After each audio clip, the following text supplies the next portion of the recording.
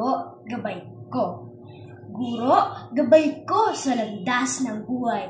Nagbibigay liwanag sa bawat pagtuturo't aral, sa bawat hakbang, sa bawat pagkatuto. Salamat, Guro, sa pagmamahal mo. Napakahusay! Magaling! Salamat okay, po. gustong-gusto po ni teacher yung tula po na ginawa ni Ken. Okay?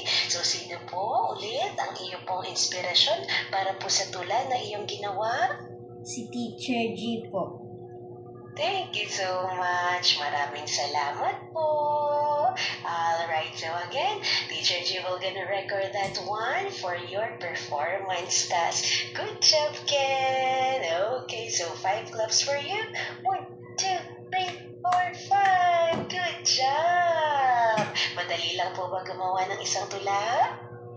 Medyo po. Medyo po. So, dito po sa paggawa. O, pwede ka na po umupo, anak.